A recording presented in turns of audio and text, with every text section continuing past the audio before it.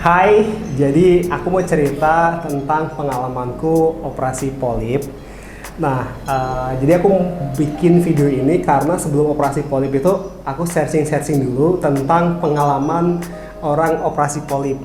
Nah, aku searching gitu karena jujur aku takut waktu itu. Waktu itu takut, nggak tahu gimana prosesnya gitu. Jadi aku searching dan ternyata nggak banyak orang yang nulis di blognya atau bikin video tentang pengalaman operasi polip. Nah, makanya setelah operasi polip itu aku pikiran kayak aku pengen sharing lah tentang operasi polip ini supaya teman-teman yang mungkin sedang mencari juga sama kayak aku dulu tentang pengalaman operasi polip bisa menjadikan video ini sebagai referensi atau seenggaknya tahu prosesnya dulu lah sebelumnya.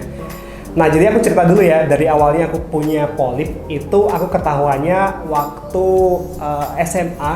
Jadi waktu SMA itu udah mulai kerasa hidungku mampet, jadi kayak gejalanya kayak pilek tapi nggak berhenti. Jadi kayak hidung tuh ada ingus terus gitu, jadi kayak orang pilek gitu. Terus penciuman juga kayak nggak berfungsi sama sekali. Jadi aku kalau nafas itu dari SMA ya, seingat itu dari SMA. Aku nggak tahu kalau udah terjadi dari SMP, tapi aku paling inget tuh SMA itu aku nafas pakai mulut. Nah, kebayang nggak kamu? Oh, jadi kamu sadar kalau polip itu dari SMA? Iya, tapi waktu itu aku belum tahu ya kalau itu gejala polip. Jadi aku kayak taunya kayak aku kalau pilek nggak berhenti gitu. Jadi kayak sama kayak apa ya? Kalau orang pilek kan katanya pusing kepala, terus menggigil badannya dingin gitu kan. Nah, aku nggak sama sekali. Jadi cuman hidungnya aja yang turun ingusnya gitu, kayak ada ingusnya terus gitu. Jadi kalau pas udara dingin gitu, itu kerasa banget. Pas malam hari biasanya kan cuaca turun gitu ya, ngedrop gitu ya, cuacanya jadi dingin gitu. Nah, itu pasti aku ngap-ngapan nafasnya, jadi tersiksa banget. Terus kalau ngomong kayak gini, itu kayak orang ngos-ngosan karena aku nafas pakai mulut dan aku ngomong pakai mulut, jadi kayak nah, dan itu yang sadar teman-temanku gitu. Jadi aku nggak sadar kalau aku ngomong tuh ngos-ngosan gitu. Tapi emang dulu aku ngomong tuh kayak berhenti nafasku gitu. Jadi aku nahan nafas sambil ngomong. Nah, itu karena nafasku lewat mulut. Nah, terus waktu lulus SMA, aku disuruh orang tua buat daftar di Akmil, di angkatan dia di Akmil gitulah. Terus pas tes kesehatan, nah disitulah baru tahu kalau itu polip. Nah, karena aku takut buat dioperasi, jadi aku nggak ngomong sama orang tua waktu itu. Nggak ngomong sama orang tua, aku simpan sampai umurku 28 tahun.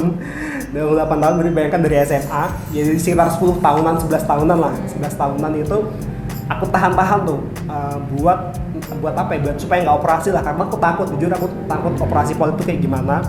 Nah, terus aku tahan-tahan. Nah, terus makin lama tuh makin parah gejalanya. Parahnya tuh gini, jadi ketika aku capek itu terus nggak karuan gitu nafasnya. Jadi nafasnya, hidungnya tuh kalau capek kayak kayak nggak bisa nafas gitu, kayak ada yang nutupin gitu, kayak tersumbat gitu. Iya, kayak tersumbat gitu. Nah, terus kalau ngaca kayak gini tuh, hidung gua aku giniin, itu kelihatan kayak ada benjolan ya, kayak ada benjolan dagingnya gitu. Nah, itu polipnya gitu. Nah, terus aku kan searching terus gitu kan, yang gimana menyembuhkan polip tanpa operasi gitu kan. Aku nyoba pengobatan alternatif dulu, masih inget? Nyoba pengobatan alternatif di Shinsei gitu. Nggak tahu ya itu efek placebo atau enggak, kayak sementara aja, tapi habis itu balik lagi gitu. Jadi ketika aku kecapean terus udara dingin, itu pasti polipnya kambuh lagi. Nah, kambuh tuh kayak hidungnya tersumbat, terus aku jadi gampang capek, lemas. Padahal kerja, ya kan? Iya. Aku juga bingung itu, perasaan aku kerjamu masih kayak cuman sedikit gitu, tahu-tahu udah kayak langsung baringan di kamar itu. Aku bilang perasaan kerjanya baru sedikit tapi kok udah langsung lemas. Jadi aku ngerasanya tuh kayak kalau nyetir aja setengah jam gitu, itu kan AC tuh, hidungku tuh panas di sini. Aku baca terus kan, jadi sering katanya emang gejalanya kayak gitu. Nah, terus satu-satunya jalan untuk membersihkan itu sebenarnya ya dioperasi, satu-satunya untuk mengangkat polipnya. Nah, cuman aku tanya temenku yang sudah operasi, itu katanya bisa tumbuh lagi. Jadi dia udah diangkat polipnya, tapi tumbuh lagi gitu. Nah, aku nggak tahu kenapa itu. Nah, terus singkat cerita akhirnya aku makin nggak tahan dengan polipku ini karena itu tadi udah mengganggu aktivitas banget. Jadi aku nyetir setengah jam aja udah capek banget, habis itu tiduran gitu, terus malamnya ngap-ngapan banget. Nah terus jadi yang mendorong aku buat berani operasi itu adalah adanya corona ini. Nah aku takut kalau misalkan ya, nauzubillah min dzalik, aku kena corona, kena covid, terus sebelum kena covid aja nafasku udah ngap-ngapan. Iya, udah ngap-ngapan, apalagi kalau misalkan ya nauzubillah min dzalik, semoga enggak aku kena covid. Nah kayak gimana gitu nasibnya gitu. Nah akhirnya aku berani diri buat operasi. Nah terus setelah berani operasi, step berikutnya adalah nyari rumah sakit karena aku takut biaya mahal. Jadi aku searching dulu gitu kan, berapa biaya operasi untuk polip. Terus aku tanya-tanya temenku juga yang pernah operasi polip gitu kan, tapi udah lama banget. Terus akhirnya aku waktu itu searching tapi nggak dapat infonya sih. Jadi aku memutuskan buat operasi di RS Hidayatullah di Jogja karena dekat dari rumah. Nah jadi waktu itu aku langsung ke sana, itu sekitar bulan Januari. Nah itu sekitar bulan Januari aku ke RS Hidayatullah dulu. Terus habis itu prosesnya adalah periksa ke dokter THT ya waktu itu ya. Sebelumnya aku dulu kan taunya di rumah sakit Hidayatullah kan, karena aku kan periksa telinga aku, bersihin telinga aku di rumah sakit itu, di rumah sakit Hidayatullah. Terus karena aku udah selesai bersihin telinga, terus kan tanya-tanya juga biayanya apa segala macamnya itu loh. Dari situ kan kamu tergerak hati kamu buat kayaknya bisa nih operasi di sini gitu. Terus aku disuruh nanya sama kamu, coba kamu tanya sama bagian ininya apa informasinya, bisa nggak operasi polip di rumah sakit ini. Terus aku tanya kan sama dia. Terus katanya bisa. Ya udah besoknya tanggal 17-nya itu kan kamu uring-uringan kayak aku, maksudnya kamu meyakinkan hati kamu, kayaknya saatnya nih buat operasi, saatnya itu tanggal 17 Januari itu. Aku ingat banget waktu sebelum operasi itu aku datang ke rumah sakit buat periksa mata di Hermina. Tahu? Ingat di Hermina Jogja? Di Hermina Jogja buat periksa mata. Aku kan sakit waktu itu, aku periksa mata. Terus di situ aku tanya juga, bisa operasi polip apa enggak? Tapi nggak bisa. Jawabannya nggak bisa ya waktu itu ya? Kayak bisa deh. Bisa tapi harus konsultasi dulu. Harus konsultasi dulu. Terus aku nggak jadi memutuskan di situ karena buat periksa mata aja waktu itu di situ harganya lumayan. Iya, harganya lumayan. Terus akhirnya kebetulan waktu itu ke Hidayatullah buat bersihin THT telinga, terus tanya-tanya sekalian. Nah di RS Hidayatullah tuh harganya sedikit lumayan agak murah. Nah terus akhirnya Januari sekitar pertengahan bulan ya, itu aku datang ke sana tanggal 18. Konsultasi dulu ke dokter THT. Nah terus waktu itu aku bilang, dok aku punya polip. Nah dokternya langsung bilang, tahu dari mana punya polip gitu. Jadi kayak kalau kamu datang ke sana kayak nggak usah mendiagnosa dulu diri sendiri, tanya aja keluhannya gimana gitu. Soalnya aku digituin. Nah terus aku jelasin karena sebelumnya pernah periksa di tes kesehatan gitu dan aku dinyatakan polip. Terus diperiksa waktu itu, dilihat oh iya beneran ini polip. Nah terus kata dokternya ini lah gimana, dia tanya gimana, mau diobatin atau mau dioperasi. Kalau diobatin ya gini-gini aja gitu, ini harus dioperasi, dia bilang gitu. Terus aku bilang ya udah dok dioperasi aja karena aku udah pasrah waktu itu. Dioperasi aja. Oke, besok suruh datang lagi, suruh ronsen dari THT. Aku ronsen tuh hasilnya besoknya keluar. Nah pas besok kayak hasilnya keluar itu aku dari rumah udah siap-siap pakai bawa baju sendiri karena aku udah ngerasa kayak udah habis itu paling langsung disuruh operasi. Dan ternyata beneran ronsennya udah keluar, dikasih ke dokter ya. Terus itu habis itu langsung dokternya bilang udah operasi aja. Oke, aku bilang gitu operasi tapi aja. Tapi aku waktu pas itu belum ada persiapan. Jadi karena aku pikirnya kamu operasinya tuh nggak hari itu. Dari hasil ronsennya keluar itu aku langsung ke UGD ya, ke IGD apa mana gitu kan buat diinfus di sini, pasang infus, terus langsung nginep dulu sehari, disuruh puasa dari setengah hari lah sampai malamnya itu. Untuk malamnya operasi. Untuk malamnya jadi tanggal 9 tanggal 18 ronsen, tanggal 19 masuk ruang inap, diinfus. Terus malamnya itu juga ya? Paginya itu kamu di infus, terus malamnya habis maghrib sekitar jam 6:30 kamu udah masuk ruang operasi. Oh iya, jadi nggak ada nginep satu malam dulu, jadi paginya di infus, terus malamnya suruh puasa dulu. Habis maghrib sekitar jam ya mungkin mau ke Isa lah, 6:30 gitu, masuk ke ruang operasi. Nah itu, di ruang operasi itu cuman berapa jam? Ada saja? Nggak sampai 1 jam, kayaknya aku jam 7 kurang kamu udah masuk, jam 8 itu kamu udah keluar. Ya, sekitar setengah jaman lah ya.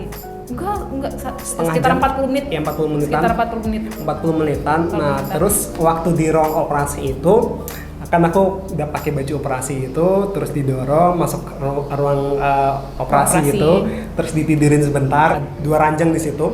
Satu aku, satunya pasien lain itu nggak tahu habis operasi atau mau operasi, jadi aku tiduran dulu di situ, terus masuk ke ruang operasi, terus kayak di film-film gitu, jadi kayak ya aku ditelentangin gini, terus habis itu lampu sorot dari atas tuh nyala, pum gitu kan, terus habis itu diem beberapa saat kita nunggu kayak dokter anestesinya masuk. Nah habis masuk cewek dokternya, terus aku dibilang udah siap mas, berdoa ya gitu kan ya, gitu. Terus habis itu disuntik biusnya itu lewat infusnya gitu. Nah itu terus habis itu kayak berbayang-bayang bentar, langsung kayak hitam gitu, beneran hitam gitu kan. Nah terus bangun itu kayak dibangunin gitu, mas bangun, udah selesai gitu kan.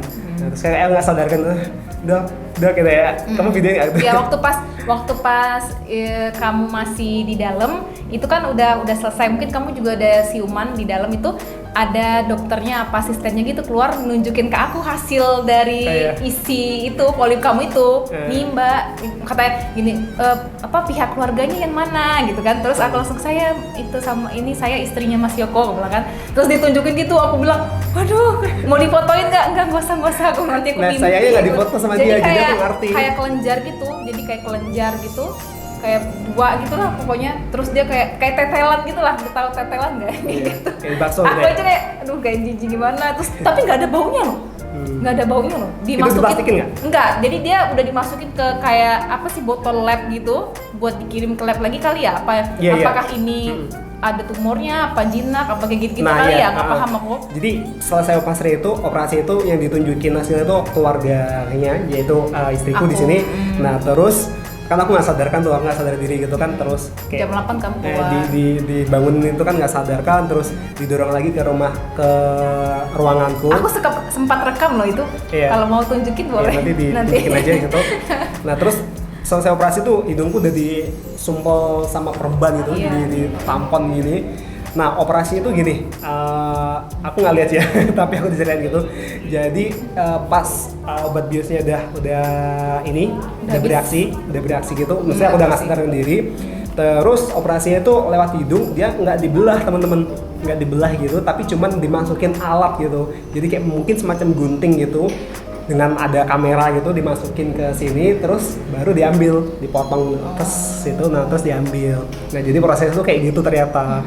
Dan nggak ada sakit-sakitnya sama sekali teman-teman, serius, jujur ini adalah keputusan terbaik yang pernah aku buat, operasi polip itu, karena nggak seserem yang aku bayangkan juga.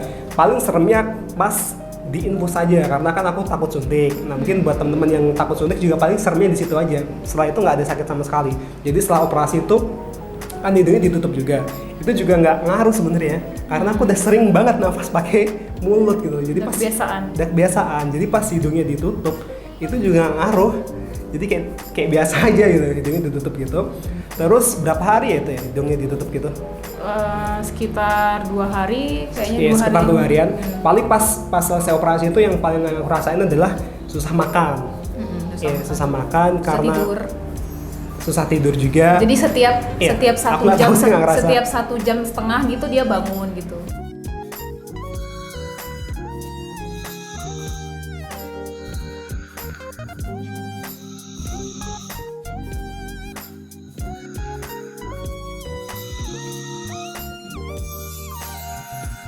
Iya, karena kan paling nggak nyaman aja lah, nggak nyaman. Tapi sakit enggak. Cuman itu aja, kurang nyaman sama kondisi ya, karena di infus terus sini ditutup gitu. Nah itu nggak nyaman banget. Terus setelah 2 hari aku dibawa ke ruang THT lagi di dokternya. terus diambil buat untuk diambil. diganti kasa yang baru. Jadi kan setelah kamu operasi itu kan kamu punya luka ditutup sama kain kasa berapa Iya. meter tuh di dalam itu. Terus besoknya kamu harus cek lagi ke dokter THT untuk dibersihkan. Oh iya. Jadi sebelum diambil semuanya tuh aku lupa itu sempat dibersihkan dulu, diganti ya. Diganti dengan kasa yang tamponnya. baru. Sampai akhirnya selang 2 hari atau 3 hari itu dilepas semuanya, dan pas dilepas semuanya itu rasanya cuman yang aku rasain ya pas diambil ini ya, itu kan darah semua tuh. Darah semua itu sambil disedot gini, aku nggak ngerasain sakit apa cuman kayak geli-geli gitu, dan cuman kayak apa ya? Cuman kayak bayangin aja ngilu gitu loh. Tapi rasanya nggak sakit, rasanya cuman kayak geli-geli aja gitu. Kayak ada sesuatu yang masuk di hidungmu terus ditarik kayak gitu. Kayak dikili-kili gitu. Nah, rasanya cuman kayak gitu aja. Nah, terus akhirnya waktu itu langsung boleh pulang nggak ya? Boleh pulang ya setelah dilepas ya? Sorenya. Sorenya ya? Sorenya. Paginya dilepas perbannya, sorenya boleh pulang. Nah, ini yang paling penting, biayanya. Berapa itu biaya? Kamu yang bayar kan? Masih ingat nggak? Biayanya, aduh aku nggak ingat ya. Sekitar kalau nggak salah 6,5 jutaan. Rinciannya nanti aku cariin kalau ada rincian Iya, ada fotonya rinciannya. gitu. Tapi biaya aku ingat sekitar 6,5 jutaan. Itu sudah termasuk biaya operasi ya semuanya lah, dan dapat fasilitas kamar VIP ya. VIP nomor kelas 1 ya itu. Pokoknya yang satu ruangan tuh 1 orang. Aku lupa itu kelas VIP atau yang kelas 1. Nah, fasilitasnya itu. Nah, gimana menurutmu di Hidayatullah fasilitasnya? Menurut aku sih setiap hari kalau nggak pagi atau sore dipel, jadi dia bersih. Tapi ada satu kekurangannya sih yang menurut aku kurang Apa? nyaman. Ini Sinyalnya ya? sinyal. Iya. Jadi nggak tahu kenapa data seluler aku tuh di situ mau pakai jaringan apapun itu nggak bisa. Jadi Iya. aku kayak misalkan kalau mau balas WA atau mau akses internet itu harus keluar dari kamar kamu dulu Nah, baru iya. bisa dapat sinyal. Kalau kebersihan, iya bersih ya, Iya, kebersihan bersih. cuma minusnya itu aja. Terus setiap pagi juga disemprot apa? Kalau apa tuh buat kalau pandemi itu? Apa disinfektan? Disinfektan gitu. Setiap pagi bersih banget. Semuanya juga pada pakai apa tuh? Yang pakai lengkap. Iya, APD gitu. Iya, PDG gitu. Nah, cuman itu aja sih, cuman kayak di ruangannya itu kedap banget sampai sinyal tuh nggak masuk gitu. Terus saya itu karena sinyalnya aja sih. karena Nggak tahu biasanya kenapa kan ya? Mungkin karena bangunannya kali ya. Iya, Kan dia bangunannya bangunannya tuh bener-bener kayak banyak sekat-sekat gitu kan. mungkin itu. Padahal kita tuh berada di bawah loh, kamarnya Iya, di itu bawah. lantai Tapi pertama. tetap Dan nggak ya itu tadi kan biasanya kan operasi pas pandemi gini itu yang boleh nungguin cuma 1 orang. Iya, dibatasin gitu. Terus nggak sembarang orang bisa masuk gitu. Terus pasti kan pihak keluarga kan ngubung-ngubungin gitu kan. Nah, itu susah banget itu. Karena nggak ada sinyal. Nggak Cuma ada itu sinyal. aja sih. Selebihnya kalau aku sebagai pasien ya, operasi di Hidayatullah itu aku puas, pelayanannya puas, dokternya juga puas. Terus biayanya juga nggak semahal yang aku bayangkan ternyata. Itu aku nggak pakai BPJS ya, 6,5 juta itu mandiri. Nggak tahu kalau yang pakai yang umum ya. Nggak tahu yang kalau pakai BPJS berapa. Yang jelas kalau pasien umum habisnya sekitar segitu, 6,5 jutaan. Kalau untuk segi yang nunggu, kamu gimana dia itu? Puas nggak? Gitu. Iya puas. Ya, cukup sih, puas ya? Cukup puas. Cukup Cuman puas. sinyalnya itu ya cuman untuk kayak cari makan gitu gampang. Di depan rumah sakit tuh udah ada jualan kayak nasi goreng apa gitu kalau malam-malam. Terus juga ada kantinnya juga di situ. Jadi memudahkan aku lah untuk yang nungguin pasien. Nah, ya gitulah kira-kira pengalamanku operasi polip ini. Jadi pesan dariku ya, kalau misalkan teman-teman punya polip dan udah nggak tahan lagi, operasi itu adalah keputusan terbaik yang pernah kamu buat ya. Nah, jadi itu tadi teman-teman, kalau misalkan mau operasi polip, jujur serius deh, itu nggak sakit sama sekali, dan setelah itu enak banget, aku jadi bisa ngirup udara bebas banget.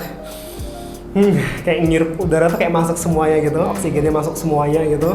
Terus bener-bener upgrade stamina aku. Jadi sebelumnya tuh aku mudah gampang capek, dan sekarang itu lebih kayak ya normal aja gitu. Jadi kayak misalkan kalau kerja bener-bener capek tuh baru capek, kalau enggak ya sekarang nyetir pun juga rasanya enak karena AC itu nggak panas lagi. Jadi sebelumnya kalau nyetir kan AC kan langsung ke ini tuh ke muka itu biasanya. Nah, itu rasanya panas di sini. Nah, itu nggak ada sama sekali sekarang. Ya pokoknya alhamdulillah banget deh aku ngerasain gimana ya, udara segar lagi gitu setelah puluhan tahun tersiksa dengan polip. Oke, itu deh teman-teman. Semoga video ini bisa bermanfaat buat teman-teman yang lagi nyari-nyari tentang pengalaman orang operasi polip. Nanti kalau misalkan ada yang kurang jelas, silahkan tulis saja di kolom komentar sini. Nanti sebisa mungkin aku bantu jawab kalau aku tahu jawabannya. Oke deh, itu aja dari kita. Tungguin cerita-cerita kita selanjutnya di chapter kehidupan kita. Dan sampai jumpa di video selanjutnya. Dadah. Dadah.